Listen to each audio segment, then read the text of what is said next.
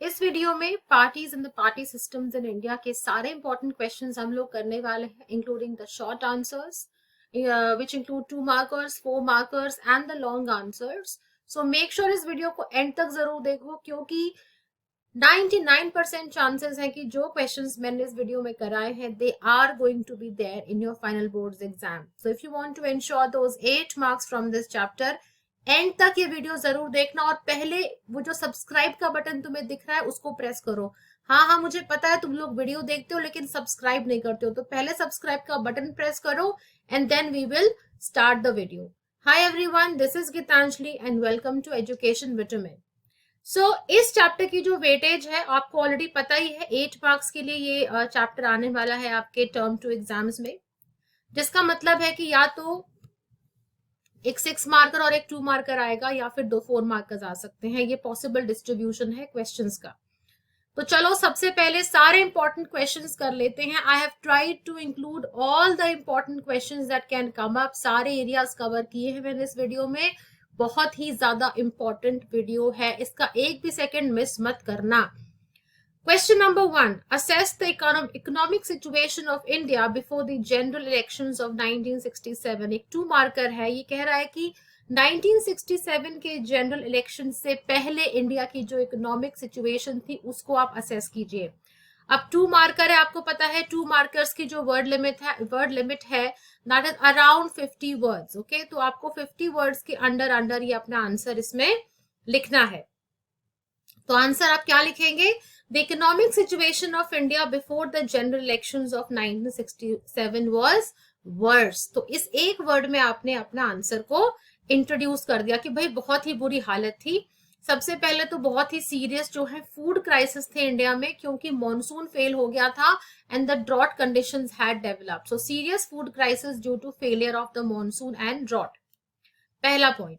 दूसरा point, country was still recovering from the China war. तो इस वजह से जो क्राइसिस थे वो और भी ज्यादा डीपन हो गए. चाइना के साथ जो वॉर हुई थी उससे कंट्री अभी भी रिकवर नहीं कर पा रही थी. और फूड क्राइसिस की वजह से क्या हुआ? थर्ड पॉइंट में आप क्या लिख सकते हैं? The price rise due to increase demand. Food crisis हुआ, शॉर्टेज हो गई फूड की. जब शॉर्टेज होती है, डिमांड ज्यादा होती है, तो क्या होता है? प्राइस कमोडिटी का बढ़ जाता है. तो उस वजह से क्या हुआ? लोगों ने उनको होर्ड करना शुरू कर दिया. उसकी ब्लैक मार्केटिंग जो है एसेंशियल फूड आइटम्स की शुरू हो गई. फॉरेन रिजर्व जो थे हमारी कंट्री के वो डिप्लीट हो गए.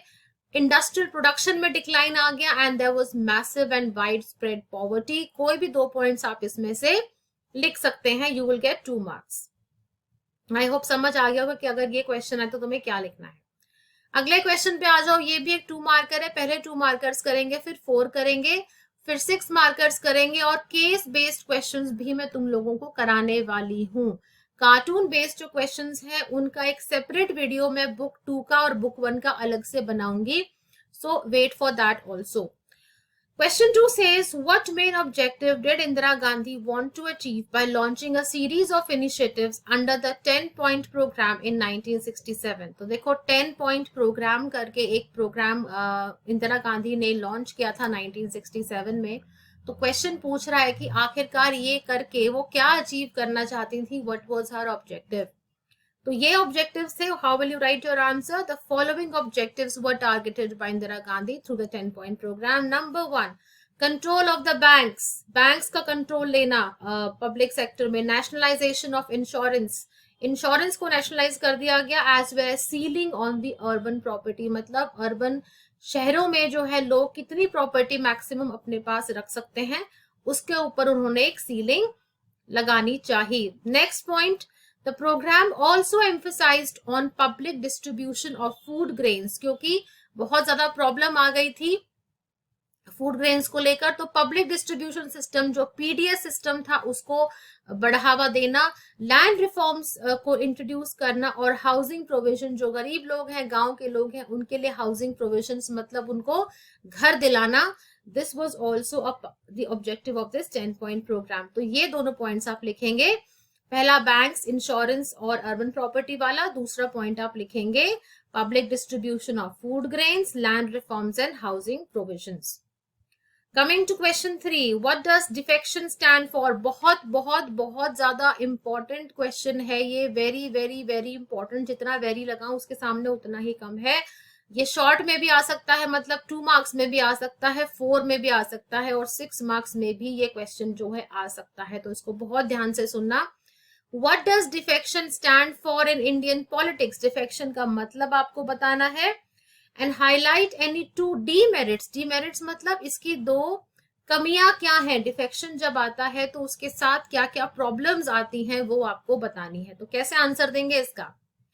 देखिए डिफेक्शन क्या होता है। डिफेक्शन मतलब it refers to the behaviour of an elected representative. एक ऐसा रिप्रेजेंटेटिव, एक ऐसा उम्मीदवार जो कि चुनाव में जीत चुका है, वो क्या करता है, he leaves the party on who symbol he और शी वन। जिस पार्टी के चुनाव चिन्ह पर, जिसके इलेक्शन सिंबल पर उसने इलेक्शंस को जीता, उस पार्टी को छोड़कर वो किसी और पार्टी को ज्वाइन कर लेता है। इसी को हम कहते हैं डिफेक्शन। ठीक है। फ्लोर चेंजिंग भी इसको जो है बोला जाता है, फ्लोर चेंजिंग। ओके। दूसरी पार्टी, आप एक पार्टी के चुनाव चिन्ह पे जीतते हो लेकिन आप जाकर दूसरी पार्टी को ज्वाइन कर लेते हो। एक बहुत ही फेमस कोट आया राम गया राम भी जो है इसके ऊपर बनाया गया है। उसके बारे में भी अभी एक और क्वेश्चन आएगा, आपका 4 मार्कर है, उसमें बात करेंगे। लेकिन डिफेक्शन से रिलेटेड हर तरह का क्वेश्चन जो है आपको आना चाहिए।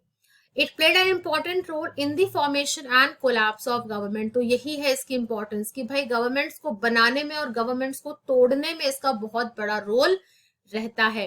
डिमेरिट्स क्या क्या है? सबसे पहले तो इंस्टेबिलिटी कॉज करता है पार्टी के अंदर। अब भाई जिस पार्टी को वो छोड़कर एमएलए जा रहा है या एमपी जा रहा है, उसकी पार्टी तो अनस्टेबल हो गई ना, तो पार्टी के अंदर इंस्टेबिलिटी लाता है। और दूसरा, it promote something called as political opportunism among party legislator. What does political opportunism means? कि जहां अपॉर्चुनिटी देखी वहीं हो लिए। तो पॉलिटिकल अपॉर्चुनिज्म को ये बढ़ावा देता है। तो ये 2 डीमेरिट्स, क्योंकि 2 मार्कर ही है, ज्यादा आप नहीं लिखेंगे, सिर्फ आप इसको एक्सप्लेन कर देंगे और 2 इसके जो है डीमेरिट्स आप यहां लिख देंगे। इसके अलावा अगला क्वेश्चन जो है वो एक डिफरेंस बेस्ड क्वेश्चन है। The question is differentiate between one party and bi party systems. देखो इतनी एग्जॉस्टिव लिस्ट क्वेश्चंस की तुम्हें और कहीं नहीं मिलने वाली, तो मेक श्योर वीडियो को लाइक जरूर कर देना और एंड तक जरूर देखना, क्योंकि इन्हीं में से कोई एक क्वेश्चन 100% तुम्हारे एग्जाम में आएगा, ये मेरी गारंटी है।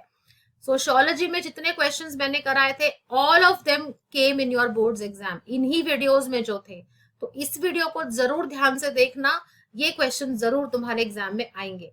तो सबसे पहला है, अच्छा यहाँ पे आ गए हम वन पार्टी और बाई पार्टी में। तो देखो जब भी डिफरेंसेस आते हैं तो आपको हमेशा एक बीच में लाइन ड्रॉ करनी होती है डिफरेंसेस लिखने के लिए। तो एक तरफ आप लिखेंगे वन पार्टी सिस्टम, एक तरफ लिखेंगे बाई पार्टी सिस्टम। अब वन पार्टी सिस्टम क्या होता है? It is a political framework where a single party forms and runs the government. भाई एक ही पार्टी होती है, वही गवर्नमेंट को बनाती है और वही गवर्नमेंट को चलाती है। ये तो हो गया one party system. By party, by means two. So in this political framework, 2 major parties dominate the government. 2 major parties जो होती हैं वो गवर्नमेंट को डोमिनेट करती हैं। एग्जाम्पल वन पार्टी का है चाइना। चाइना में सारी जो पावर है वो कम्युनिस्ट पार्टी ऑफ चाइना के पास है। तो this is an example of a one party system. 2 party system की बात करें तो यूएस में जो है 2 पार्टीज मेनली हैं, या तो इधर दे आर डेमोक्रेट्स और दे आर रिपब्लिकन। जो उनके लेजिस्लेटर्स होते हैं या तो वो डेमोक्रेट्स होते हैं या रिपब्लिकन होते हैं। तो ये हो गया इसका एग्जाम्पल। बहुत ही short and crisp to the point answers आपको लिखने हैं।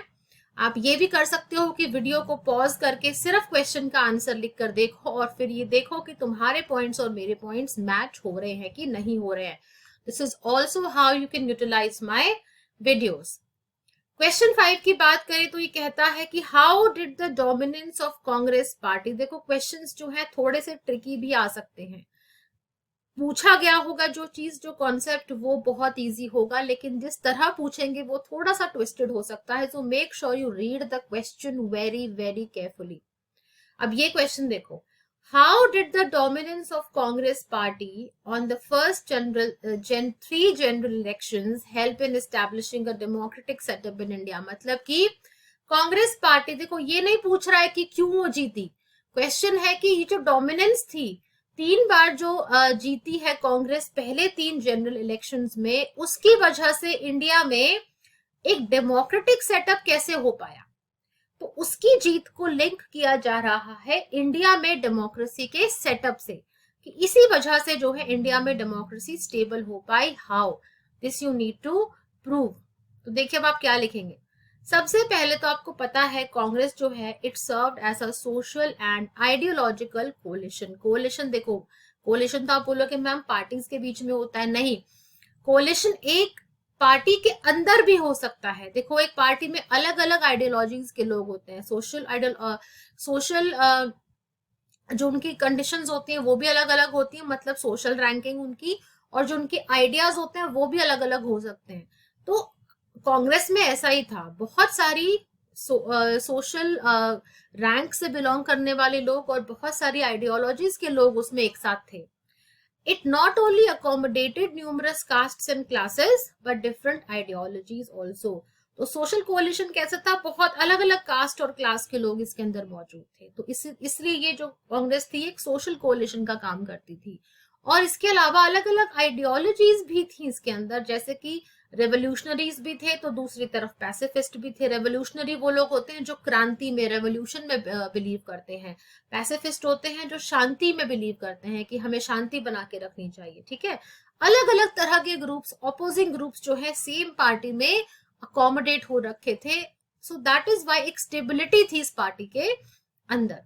इतने सारे अलग अलग व्यूज होने के बाद भी कोई मेजर फ्रैक्शंस पार्टी में नहीं थे। Right wing, left wing, centre, सब कुछ पार्टी में एक साथ था। सेकेंड रीजन जो था कि इसकी वजह से डेमोक्रेटिक सेटअप को होने में क्यों हेल्प हो पाई इंडिया में, the coalitional nature of Congress party tolerated and in fact encouraged various fractions. तो जितने भी फैक्शंस होते थे पार्टी के अंदर, कांग्रेस ना केवल उनको अकोमोडेट करती थी बट उनको एनकरेज भी करती थी कि हर एक को अपनी आइडियोलॉजी होने का फ्रीडम है। तो आप जस्ट बिकॉज आपकी आइडियोलॉजी अलग है डजंट मीन कि आप पार्टी का हिस्सा नहीं हो। तो because of this coalitional nature of the party, इस पार्टी ने जो है इंडिया के डेमोक्रेटिक सेटअप को एक स्टेबिलिटी प्रोवाइड कराई। तो क्वेश्चन को ध्यान से पढ़ना कि रीजन पूछा गया है डोमिनेंस का, या डोमिनेंस की वजह से क्या इफेक्ट हुआ वो पूछा गया है। I hope the question is clear to you. कोई डाउट्स हो तो प्लीज कमेंट सेक्शन में कमेंट करके मुझे बता देना। Question 6 again is a 2 marker.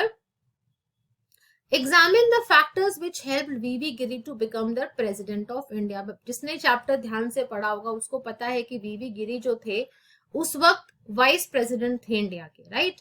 लेकिन वो प्रेसिडेंट कैसे बने, इन वजह से बने। सबसे पहले तो सिंडिकेट और इंदिरा गांधी के बीच में थी राइवलरी। सिंडिकेट कौन था, ये वो लोग थे कांग्रेस पार्टी के अंदर जो बहुत पुराने लीडर्स थे, जिनकी जो पकड़ थी पार्टी में वो बहुत ज्यादा स्ट्रॉन्ग थी। सो एक बहुत ही स्ट्रॉन्ग ग्रुप था with in the Congress party जिसको हम सिंडिकेट कहते हैं, एंड इंदिरा गांधी। तो सिंडिकेट और इंदिरा गांधी के बीच में राइवलरी थी, दुश्मनी थी, और ये जो थी rivalry it became public in 1969। तो 1969 सबको पता लग गया कि भाई ये राइवलरी है। अब इंदिरा गांधी जो थी she was against you know उनके जो एन संजीवा रेड्डी जो थे who was also the speaker of Lok Sabha at that time, ये और इंदिरा गांधी आपस में राइवल्स थे, राइट। लेकिन सिंडिकेट ने क्या किया, एन संजीवा रेड्डी को एज अ प्रेसिडेंशियल कैंडिडेट घोषित कर दिया, क्योंकि उस वक्त जो हमारे प्रेसिडेंट थे डॉक्टर जाकिर हुसैन, उनकी अनटाइमली डेथ हो गई थी while he was still in office. तो सिंडिकेट ने जो था एन संजीवा रेड्डी को नॉमिनेट कर दिया, वो इंदिरा गांधी के राइवल थे। इंदिरा गांधी ने क्या करा, इंदिरा गांधी ने वीवी गिरी को, जो उस वक्त हमारे वाइस प्रेसिडेंट थे, उनको नॉमिनेट कर दिया। और अंत में इलेक्शन का रिजल्ट ये हुआ कि वीवी गिरी जीत गए। तो जो सिंडिकेट था वो इस बात को बर्दाश्त नहीं कर पाया कि कांग्रेस का जो ऑफिशियल प्रेसिडेंशियल कैंडिडेट था मिस्टर एन संजीवा रेड्डी वो कैसे हार गया। तो इस वजह से जो है इनफैक्ट पार्टी भी स्प्लिट हो गई थी। So this is all what you have to explain. Despite Indira Gandhi's reservations, the syndicate nominated her long-time opponent and then Speaker of Lok Sabha N. Sanjeeva Reddy as the official Congress candidate for presidential elections. Mrs. Indira Gandhi reacted by encouraging the then Vice President V.V. Giri to stand for the presidential elections as an independent candidate. So these conditions led to VV Giri being elected as the President of India. Question number 7 says, what do you mean by non-congressism? अभी देखो ये जो term थी non-congressism, as you know, it was given by Mr. Ram Manohar Lohia. He was a socialist leader. And इसका मतलब basically क्या हुआ, जब कांग्रेस बहुत ज्यादा डोमिनेंस में थी, बहुत ज्यादा बार पावर में आ चुकी थी, तो जो एंटी कांग्रेस पार्टीज थी उन लोगों ने क्या कहा कि हम लोग जो है एक साथ आते हैं। अब हमारी ये कांग्रेस बार बार इसलिए जीतती है क्योंकि हम लोगों में यूनिटी नहीं है, हमारी जो वोट्स है वो डिस्ट्रीब्यूट हो जाते हैं, तो हम क्या कर देंगे, हम लोग एक साथ आकर जो है कांग्रेस को टॉपल करने की, कांग्रेस को हराने की कोशिश जो है वो करेंगे। तो this was non Congressism. 2 marks में आएगा तो क्या लिखेंगे, the term was given by sociologist leader Ram Manohar Lohia. It referred to a strategy, ये एक स्ट्रैटेजी थी where different parties got together to form anti Congress fronts in some states and share the seats, क्योंकि उनको लग रहा था कि हमारी जो सीट्स हैं जो हम कांग्रेस के अगेंस्ट हम जीतते हैं वो सब डिवाइड हो जाती हैं, क्योंकि बहुत सारी छोटी छोटी पार्टीज हैं, तो अगर हम लोग इकट्ठे आ जाएंगे तो ये सारी सीट्स जो है हम शेयर करके कांग्रेस को हरा देंगे। And share seats in others to topple the Congress, तो ये उनकी स्ट्रैटेजी थी। They felt that the inexperience of Indira Gandhi and the internal factionalism within Congress could give them an opportunity to defeat the Congress. उनको लगता था कि इंदिरा गांधी के पास तो कोई एक्सपीरियंस है नहीं और कांग्रेस पार्टी के अंदर ऑलरेडी बहुत सारे डिफरेंसेस हैं, तो इन चीजों को यूज करके हम लोग जो है कांग्रेस को हरा देंगे। So this is what you're going to write under non-congressism if it comes as a 2 marker. चलिए अगले क्वेश्चन पे आ जाते हैं। The first general elections were postponed twice, give 2 reasons for the same. जैसा कि आपको पता है हमारा जो इलेक्शन कमीशन था वो तो 1950 में बन गया था, लेकिन जो पहले जनरल इलेक्शंस हुए थे वो हुए थे 1952 में। तो ऐसा क्यों हुआ, 2 बार पोस्टपोन क्यों किया गया उनको, आपको 2 रीजंस उसके देने हैं। तो आप क्या लिखेंगे, the first general elections it was a mammoth exercise. Mammoth मतलब जो बहुत बड़े स्केल की एक्सरसाइज होती है, because 17 crore, how many voters, 17 crore eligible voters were to elect about 3200 MLAs and 489 members। इससे पहले इतनी बड़ी एक्सरसाइज किसी भी कंट्री में नहीं हुई थी। जो सो कॉल्ड डेवलप्ड कंट्रीज है वहां भी वोटिंग राइट्स जो है सबको नहीं दिए गए थे, वो भी धीरे धीरे करके उन लोगों ने, जब वहां पे बहुत सारी प्रोटेस्ट हुई, सोशल मूवमेंट्स हुई, तब जाकर उनको मिले थे। लेकिन इंडिया में everyone who was eligible to vote was given the right to vote। तो इतने सारे 17 करोड़ वोटर्स को जो है आपने उनके लिए इलेक्टोरल रोल बनाना है, उनके सारी डिटेल्स को आपने लिखना है, रिकॉर्ड करना है। एंड कितने सारे MLA, 3200 MLAs and 489 members of the Lok Sabha को इलेक्ट करना था। तो ये कोई छोटी मोटी एक्सरसाइज नहीं थी, the numbers were very big.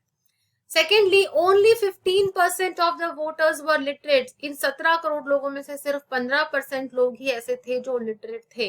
तो कैसे वोटिंग की जाएगी, कैसे जो है अपनी कास्ट वोट ये लोग करेंगे, उस चीज को तो लेकर भी बहुत बड़ी टेंशन थी कि क्या तरीका ऐसा अपनाया जाए कि 85% इलिटरेट वोटर्स भी अपनी जो है वोट को कास्ट कर सके। अगला रीजन आप लिख सकते हैं, वैसे तो 2 ही लिखने हैं लेकिन आपको मैं तीसरा एक और बता रही हूँ। In the first draft of the rolls names of nearly 40 lakh women were missing. अब ये विमेन के नाम या तो वाइफ ऑफ या डॉटर ऑफ ऐसे करके लिखे हुए थे, इनके खुद के नाम ही नहीं थे। तो इलेक्शन कमीशन ने बोला कि हम इन नामों को एडमिट नहीं करेंगे, this has to be registered again. तो दोबारा से जो है इनके नाम रजिस्टर करवाए गए, उसमें समय लग गया था। So any 2 points you can write कि इसी वजह से जो है हमारे इलेक्शन 2 बार पोस्टपोन हुए। Coming to question number 9, mention any 2 reasons for the winning of Congress are in 1971 elections। आपको पता है कि कांग्रेस जो है 2 पार्ट्स में स्प्लिट हो गई थी, कांग्रेस ओ जो कि सिंडिकेट था जिसमें पुराने लीडर्स थे, and Congress R which was led by Mrs Indira Gandhi. तो 2 रीजंस जिस वजह से कांग्रेस आर 1971 के इलेक्शन जीती, आपको वो देने हैं। तो इससे पहले आप जो है तो ये 2 रीजंस आप क्या लिखेंगे, सबसे पहले तो जो गरीबी हटाओ का नारा इंदिरा गांधी ने दिया था, she had an agenda. Congress O के पास कोई भी एजेंडा नहीं था, लेकिन Congress R which was led by Indira Gandhi had an agenda, an issue and a very positive slogan. तो कहीं ना कहीं स्लोगन का बहुत इंपॉर्टेंट रोल रहा था कांग्रेस आर के जीत में. द स्लोगन वाज गरीबी हटाओ, remove poverty. And through this slogan, she generated a positive support base. बहुत बड़ा support base इंदिरा गांधी ने जो है mobilize करा अपनी तरफ. और इस support base में कौन कौन था? Mostly जो disadvantaged लोग हैं, जैसे कि लैंडलेस लेबरर्स हैं, दलित्स हैं, Adivasis, minorities, women, unemployed youth, इनको टारगेट करा इंदिरा गांधी ने थ्रू दिस स्लोगन. तो उनका बहुत बड़ा एक सपोर्ट बेस बन गया, which eventually led to her win in the 1971 general elections. इसके बाद जो सेकेंड रीजन था which contributed towards her win was that she focused on the growth of public sector. इसके अलावा इन्होंने सीलिंग लगाई जो है रूरल लैंड होल्डिंग्स पे, जो लैंड सीलिंग एक्ट पास हुआ था. एंड अर्बन प्रॉपर्टी पे भी इन्होंने सीलिंग लगाई कि एक लिमिट से ज्यादा प्रॉपर्टी आप अर्बन एरियाज में भी अपने पास नहीं रख सकते. इसके अलावा removal of disparities in income and opportunity, की जो डिफरेंसेस हैं इनकम में, अपॉर्चुनिटी में, वो कम किए जाए. और प्रिंसली प्रिविलेजेस, जो कि प्रिंसली स्टेट्स थे, उनको जो प्राइवेट पर्स करके प्रिविलेज दी जाती थी, कि मतलब उनको एक पेंशन दी जाती थी, उनको कुछ ना कुछ सुविधाएं जो है गवर्नमेंट ऑफ इंडिया की तरफ से प्रोवाइड की जाती थी. She abolish that. तो इन सारे स्टेप से she tried to mobilise her support, and this is why she won the 1971 के elections. Now let us come to 4 markers. पहला 4 मार्कर है question number 10. It says describe any 2 advantages and 2 disadvantages of coalition government in India. Coalition government के 2 advantages और 2 disadvantages आपको बताने. Coalition government क्या होती है? जब एक पार्टी क्लियर कट अपनी मेजोरिटी साबित नहीं कर पाती है फ्लोर पे, तो कई पार्टीज आकर जो है मिलकर गवर्नमेंट बनाती हैं, उसको हम कोलिशन गवर्नमेंट कहते हैं. तो इसके 2 फायदे और 2 नुकसान आपको बताने हैं. So first let us talk about the advantages. So what are the advantages of coalition government? सबसे पहले they provide an alternative to form the government wherever there is a case of hung parliament. मान लो कोई भी party जो है clear cut majority में नहीं आ पाई, या मान लो गवर्नमेंट बन गई लेकिन जिस पार्टी ने उसको सपोर्ट किया था उसने अपना सपोर्ट विड्रॉ कर लिया. अब कोई भी पार्टी क्लियर कट मेजोरिटी में नहीं है, तो इस केस में जो है पार्लियामेंट फंक्शन नहीं कर सकती, उसको हम कहते हैं हंग पार्लियामेंट. पार्लियामेंट की जो प्रोसेशन है वो बीच में ही रुक जाता है, लटक जाता है. तो अगर ऐसा होता है, अगर कोलिशन गवर्नमेंट बनती है, तो इस हंग पार्लियामेंट को हम इस इशू को रिजॉल्व कर सकते हैं. ठीक है, तो एक ऑल्टरनेटिव देती है कोलिशन गवर्नमेंट फॉर्मेशन का, जब हंग पार्लियामेंट अराइज होती है. सेकेंडली जो है स्मॉल और जो रीजनल पार्टीज हैं उनको रिप्रेजेंटेशन देती है गवर्नमेंट के अंदर. जितनी भी छोटी छोटी पार्टीज है, वैसे तो उनके पास मौका होता नहीं कि वो गवर्नमेंट बना पाए, लेकिन जब वो कोलिशन गवर्नमेंट में आती है तो उनके पास भी एक मौका होता है गवर्नमेंट फॉर्म करने का. अब ये तो हो गए एडवांटेजेस, क्योंकि 4 मार्कर है तो 2 एडवांटेजेस आपको देनी है, 2 डिसएडवांटेजेस देनी है. तो डिसएडवांटेज क्या होगी? The disadvantage of coalition government in India will be number 1, instability of the government. अब पार्टीज ने मिलकर गवर्नमेंट तो बना दी, लेकिन जिन जिन पार्टीज ने मिलकर बनाई है वो किसी भी वक्त जो है सपोर्ट को विड्रॉ कर लेंगी, तो ऐसे में जो गवर्नमेंट है वो फिर से टॉपल हो जाएगी. तो बहुत ज्यादा इनस्टेबिलिटी गवर्नमेंट की क्रिएट हो जाती है, because different partners pull the government differently. सबकी अपनी अपनी डिमांड्स होंगी, वो बोलेंगे हमारी डिमांड को पूरा करो वरना हम अपना सपोर्ट विड्रॉ कर लेंगे. तो पार्टनर्स जो है वो गवर्नमेंट को पुल करते हैं अलग अलग डायरेक्शंस में, and government finds itself unable to take the right decisions, कि वो किसकी सुने. जिन लोगों ने, इतनी सारी पार्टीज ने, मान लो 4 पार्टीज ने मिलकर गवर्नमेंट बनाई है, तो हर एक की अपनी डिमांड होगी. अब किसी की नहीं सुनी जाएगी तो वो अपना सपोर्ट विड्रॉ कर लेंगे, गवर्नमेंट फिर से गिर जाएगी, हंग पार्लियामेंट. तो इसलिए जो है गवर्नमेंट जो है प्रॉपरली फंक्शन नहीं कर पाती है, बहुत ज्यादा इनस्टेबल गवर्नमेंट की फॉर्मेशन वहां पे हो जाती है.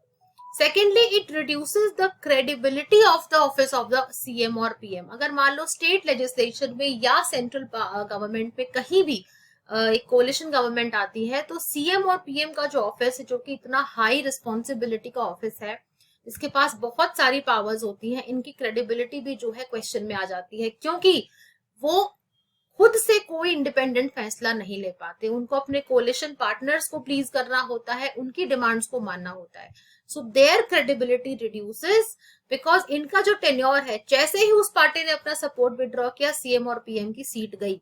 तो इनका जो टेन्योर है वो डिपेंड करेगा कोलिशन पार्टनर्स के प्लेजर पे। सो ये लोग भी बेचारे प्रॉपरली फिर फंक्शन नहीं कर पाते, इनके ऑफिस की जो इतना पावरफुल एक ऑफिस है उसकी क्रेडिबिलिटी भी लो हो जाती है। तो ये 2 पॉइंट्स आप लिखेंगे डिसएडवांटेजेस में, instability of the government and reduction of the credibility of the office of the CM और पीएम। अगला क्वेश्चन बहुत ही ज्यादा बार पूछा गया है बोर्ड्स में, द फ्रेज आया राम गया राम सिग्निफाइज विच कंसेप्ट।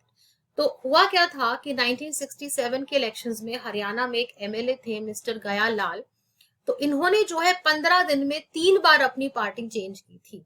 तो यहीं से एक फ्रेज आया, मिस्टर आया राम गया राम, यहीं से जो है कॉइन हुआ था और ये रेफर करता है डिफेक्शन को।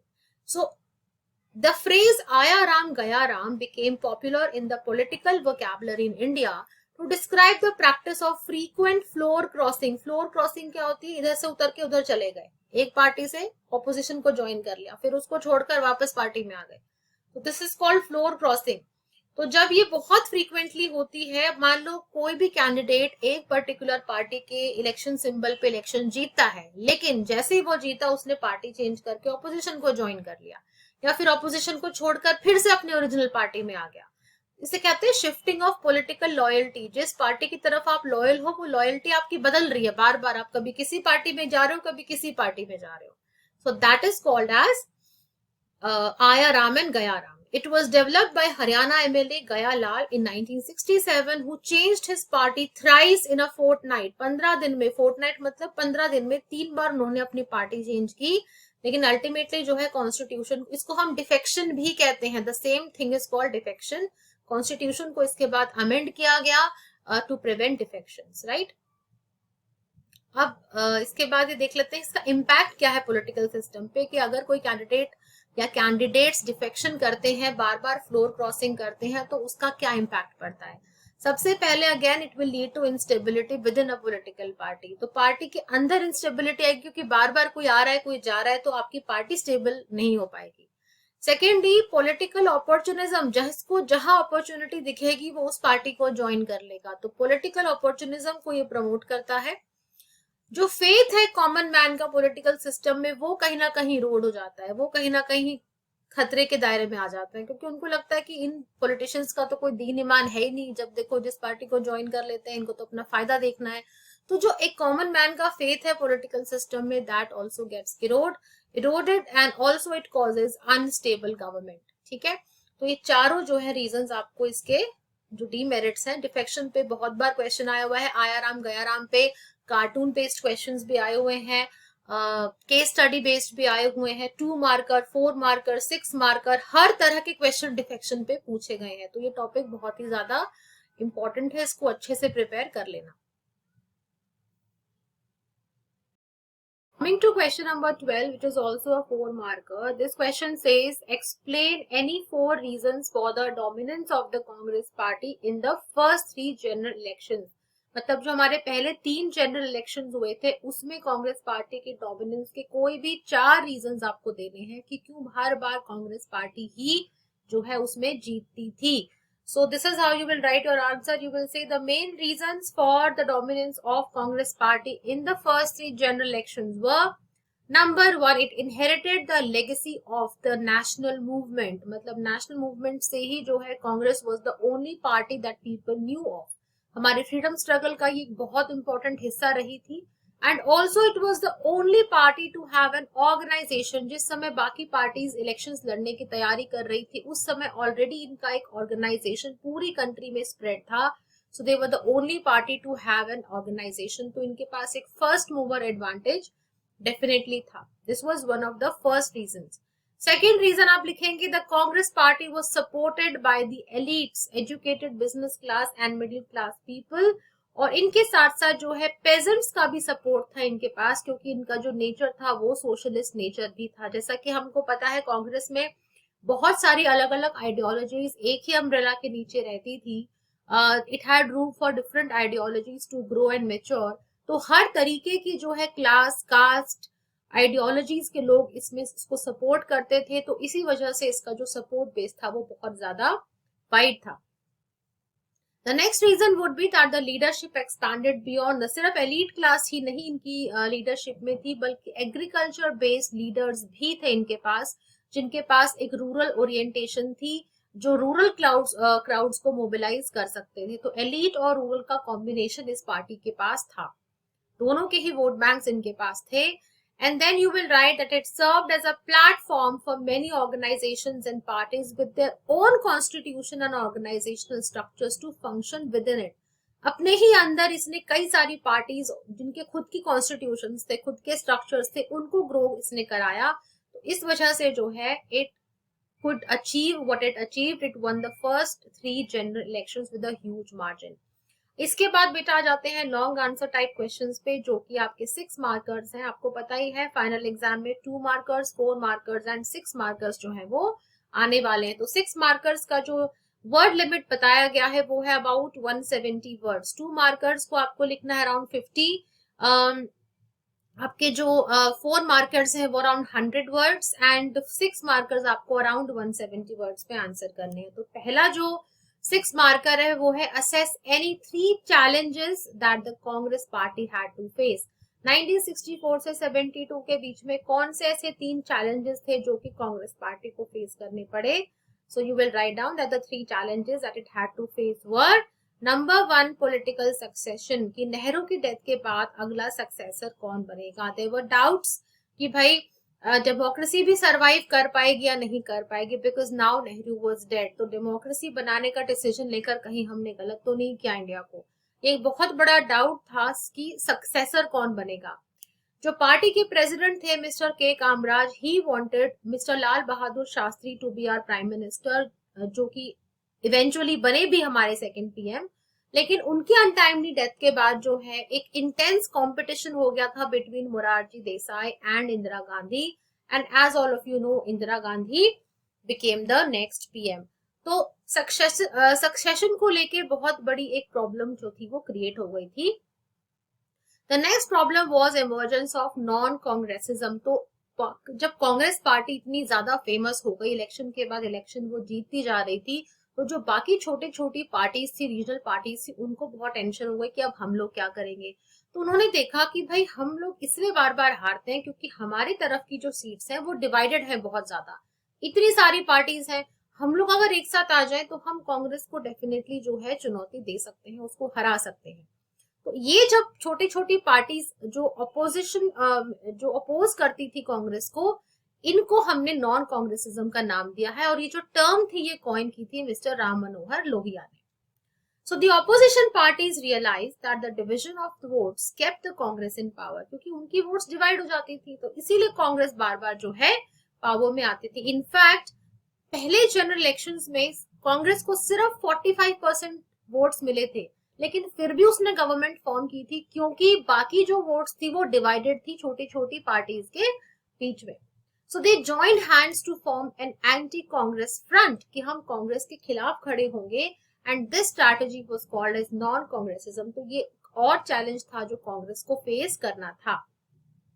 1967 के इलेक्शंस के रिजल्ट के बाद कांग्रेस को लगा एक बहुत बड़ा झटका, सेंटर और स्टेट दोनों लेवल पे, और बहुत सारे जो एलीट लीडर्स थे नॉन कांग्रेस पार्टीज के, they came together to form legislative parties. इनको एक कलेक्टिव नाम दिया गया संयुक्त विधायक दल और एसवीडीज। तो ये एसवीडी क्या था, जितनी भी नॉन कांग्रेस पार्टीज थी उनके लीडर्स ने आकर इकट्ठे जो है ये पार्टीज क्रिएट की थी, स्टेट और सेंट्रल दोनों लेवल पे। So this was another challenge. तो सक्सेशन की प्रॉब्लम थी, एंटी कांग्रेसिज्म की प्रॉब्लम थी, थर्ड था split in the Congress itself. तो इंदिरा गांधी जो थी, she had to face an internal challenge in the form of syndicate. Syndicate क्या था, जो कांग्रेस के अंदर ही जो कांग्रेस के लीडर्स थे हु वर वेरी इन्फ्लुएंशियल, उनका एक ग्रुप था जो कि पुराने लीडर्स थे, तो उनसे इंदिरा गांधी को जो है ऑपोजिशन फेस करना पड़ा। अब ये जो लीडर्स थे they were in control of the parties organisation. अब धीरे धीरे इंदिरा गांधी ने क्या किया, उन्होंने आउटसाइडर एडवाइजर्स की हेल्प से इन सिंडिकेट को जो है साइडलाइन कर दिया। She carefully sideline the syndicate. Meanwhile Zakir Hussain, doctor Zakir Hussain की डेथ के बाद जो उस वक्त हमारे प्रेसिडेंट थे, जो पोस्ट थी प्रेसिडेंट वो खाली हो गई, it fell vacant. The syndicate nominated Mrs Gandhi's rival N Sanjiva Reddy. तो सिंडिकेट ने क्या किया, एन संजीवा रेड्डी का नाम प्रपोज कर दिया फॉर द प्रेसिडेंट सीट। अब वो थे इंदिरा गांधी के राइवल। इंदिरा गांधी ने सपोर्ट किया वीवी गिरी को। वीवी गिरी उस वक्त हमारे वाइस प्रेसिडेंट थे, right, as an independent candidate. तो उन्होंने जाके बोला कि आप नॉमिनेशन कीजिए फॉर दिस पोस्ट, क्योंकि आप हमारे वाइस प्रेसिडेंट हो, तो सबसे पहला हक आपका है प्रेसिडेंट बनने का। और रिजल्ट्स जब आए तो N Sanjiva Reddy was defeated and this formalised a split in the party. तो जो सिंडिकेट था वो इस चीज को बर्दाश्त नहीं कर पाया कि हमारा जो ऑफिशियल कैंडिडेट था प्रेसिडेंट के लिए एन संजीवा रेड्डी वो हार गया, and the one she nominated actually became the president. तो इससे जो है कांग्रेस पार्टी दो पार्ट्स में स्प्लिट हो गई। इन कांग्रेस ओ which was the syndicate ruled and governed, and Congress R which was Indira Gandhi's party। तो ये तीन मेजर प्रॉब्लम्स जो थी कांग्रेस को फेस करनी पड़ी। Next question, describe the role of opposition parties. कि ऑपोजिशन पार्टीज का क्या रोल होता है in the first phase of democratic politics. जो फर्स्ट फेज था हमारा, उस फेज में जो है ऑपोजिशन पार्टीज का क्या रोल रहा है, हाउ वाज इट यूनिक, क्या इन्होंने इंपॉर्टेंट रोल प्ले किया है, उसके बारे में आपको लिखना है। So the opposition parties played a crucial role. बहुत ही इंपॉर्टेंट रोल रहा है। जितना मेन गवर्नमेंट फॉर्मिंग पार्टी का रोल होता है उतना ही इंपॉर्टेंट ऑपोजिशन पार्टी का भी रोल होता है, because they maintain the democratic character of the system. ठीक है, अगर ऑपोजिशन पार्टीज नहीं होंगी तो रूलिंग पार्टी की पावर्स को चेक करने के लिए कोई नहीं होगा। सो उनका रोल उतना ही इंपॉर्टेंट होता है जितना कि एक रूलिंग पार्टी का होता है। So they in maintaining the democratic character of the system. सबसे पहला रोल जो उन्होंने प्ले किया that was that these opposition parties offered sustained and principled criticism. एक ऐसा क्रिटिसिज्म जो कि सस्टेन्ड है, जो निरंतर होता रहता है। जो भी पॉलिसीज रूलिंग गवर्नमेंट लेके आती है उसको क्रिटिसाइज किया जाता है, उसको जो है इवेल्युएट किया जाता है। अगर ऑपोजिशन नहीं होगा तो there will be no one to check the power of the ruling party, they will then enjoy absolute power, right. So sustained and principled criticism of the policies and practices of the Congress party, this kept a check on the power of the Congress। Congress की power को टेम करने के लिए, check करने के लिए सबसे बड़ा रोल ऑपोजिशन पार्टीज ने प्ले किया। अब 1957 में क्या हुआ, Kerala was the only state जहां कांग्रेस हारी थी। बाकी हर जगह सेकेंड जनरल इलेक्शंस में कांग्रेस जीती थी। कांग्रेस ने क्या किया, यहाँ पे सीपीआई जीती थी केरला में। कांग्रेस ने केरला गवर्नमेंट को डिसमिस कर दिया वहां पे आर्टिकल 356 लगा के, ठीक है, जिसको हम कहते हैं कॉन्स्टिट्यूशनल इमरजेंसी। ये वहां पे लागू कर दी गई। तो it was criticised by the opposition leaders, right, and इसको बोला गया कि आप ऐसा मिसयूज नहीं कर सकते कॉन्स्टिट्यूशनल इमरजेंसी पावर्स का। तो ये जो स्टेप लिया था कांग्रेस ने, अगर ऑपोजिशन पार्टीज ना होती, ऑपोजिशन लीडर्स ना होते, तो इस स्टेप को जो है पॉइंट आउट नहीं कोई करने वाला था। So this instance you will also right here. तीसरा जो एग्जाम्पल आप लिखेंगे वो ये था कि 1950 में बीजेएस जो था it was able to secure 3 seats, और 1957 में it secured 4 seats, right. Party हालांकि बहुत कम सीटें थी इसके पास, लेकिन it played an important role क्योंकि इन्होंने रिप्लेस किया इंग्लिश को हिंदी के साथ एज द ऑफिशियल लैंग्वेज। तो हालांकि बहुत छोटी पार्टी थी लेकिन इसको रिप्लेस करने वाली बीजेएस थी। एंड ऑल्सो इट एडवोकेटेड कि भाई हमारे कंट्री में भी न्यूक्लियर वेपन्स को डेवलप करना चाहिए। तो अगर ये ऑपोजिशन पार्टी ना होती तो शायद हमारे कंट्री में न्यूक्लियर वेपन्स डेवलप ही ना होते, and English would have been the official language of our country. इसके बाद एक और जो इंस्टेंस आता है वो है that they prevented the resentment against the system. मान लो किसी को कोई शिकायत है, किसी को रिजेंटमेंट है डेमोक्रेसी के, किसी को प्रॉब्लम है बहुत ज्यादा, तो वो रिजेंटमेंट एंटी डेमोक्रेटिक में ना चेंज हो जाए, लोग रिवोल्ट ना करें। वो जो प्रेशर, जैसे प्रेशर कुकर में सीटी होती है, विसल होती है सारा प्रेशर निकालने के लिए, तो वो जो विसल का काम करती है अपोजिशन पार्टी के, अगर किसी के मन में बहुत ज्यादा रिजेंटमेंट है अगेंस्ट द सिस्टम तो वो सारी ब्लो ऑफ हो जाए, निकल जाए। And they also groomed the leaders who are the young citizens who wanted to shape India as a developed and powerful state.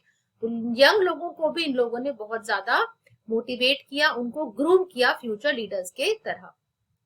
अब आ जाते हैं बेटा केस स्टडी बेस्ड क्वेश्चंस पे। इनमें क्या होता है कि एक आपको पैसेज दिया होता है और उसके ऊपर आपको बेस्ड क्वेश्चंस करने होते हैं।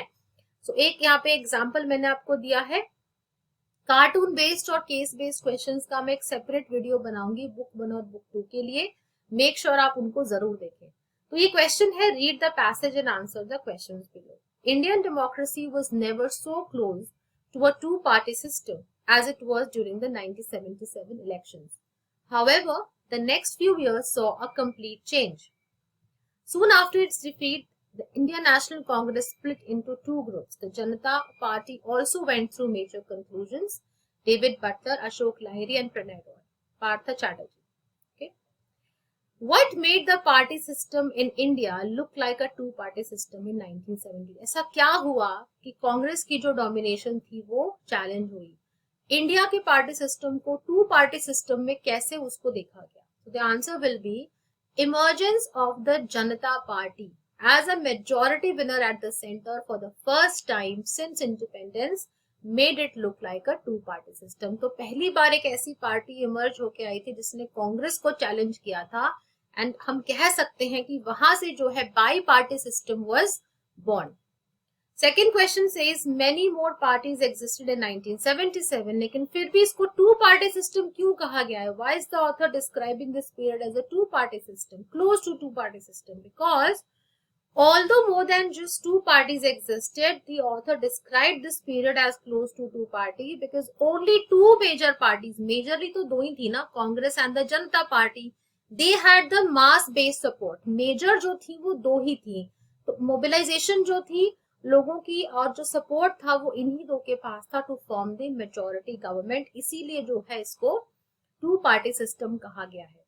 सो दैट्स इट गाइज, यही थे वो क्वेश्चंस जिनको आपको बहुत अच्छे से प्रिपेयर करके जाना है। ट्रस्ट मी, इनमें से क्वेश्चंस जरूर आएंगे। सो मेक श्योर इस वीडियो को आप जो है बार बार देखें, इसको, इन क्वेश्चन आंसर्स को आप ट्राई करें खुद के वर्ड्स में लिखने की, लेकिन ये सारे कीवर्ड्स आप इंक्लूड जरूर करें when you are writing the answers. Share this video with all of your friends and keep supporting the channel. Do consider subscribing if you haven't till now. This is Gitanjali signing off for this time. I will see you guys in my next video. Bye.